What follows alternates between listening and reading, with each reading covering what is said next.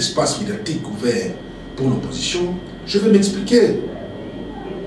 Il a été dit dans l'accord que les médias de l'opposition puissent être ouverts. Je progresse. On nous dit, il y a des gens qui ont commis des infractions des droits communs. Messieurs, lorsqu'il y a un accord peut aller au-delà de certaines structures, certaines évocations. Et je l'ai dit, et je vais me l'exprimer.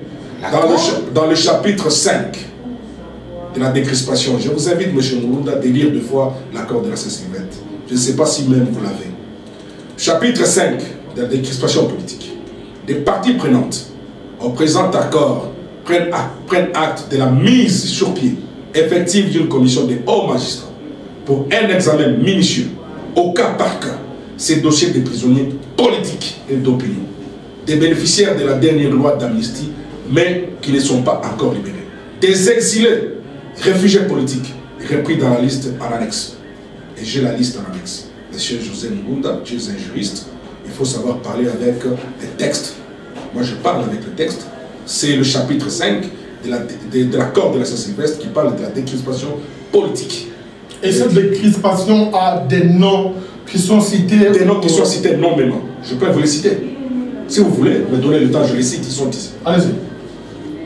Les parties prenantes ont pris acte avec satisfaction que les cas de M. Antipas Boussenyamousi, Roger Lumbala, Forlibert Anzoulouni et Moïse Molidela ont déjà été traités par la sudite commission, laquelle a déjà décidé de l'arrêt des poursuites pour les 3 premiers et de la libération pour le dernier.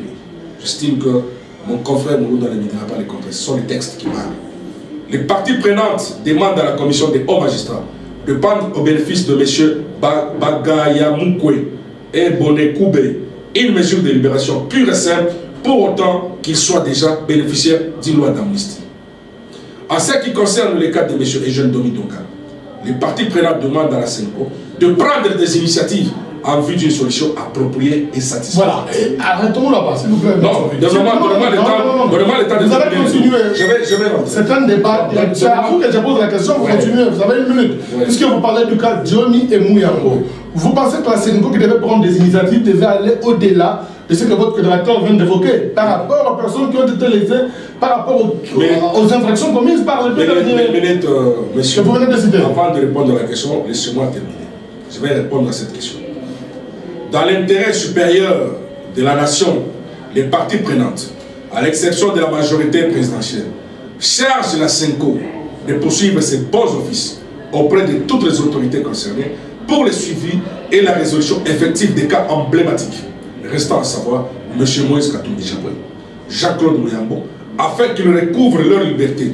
Ainsi, les parties prenantes demandent à la commission des hauts magistrats de se saisir de ces 2 cas. Aux cas emblématiques s'ajoutent les personnalités politiques poursuivies à la suite des manifestations. Est-ce que vous pouvez commenter rapidement pour respecter le minute? Ok, j'estime que... Rapidement, une minute.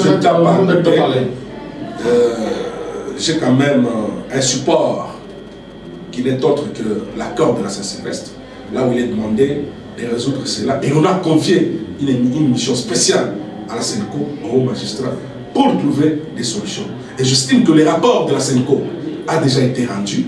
Moïse Katumbi a été lavé. Même la commission des droits de l'homme de l'ONU a demandé à ce qu'on puisse libérer même Domi Dongala. Mais nous regrettons du fait que la RDC est partie prenante à la commission des droits de l'homme de l'ONU, mais elle n'a pas su exécuter ses recommandations.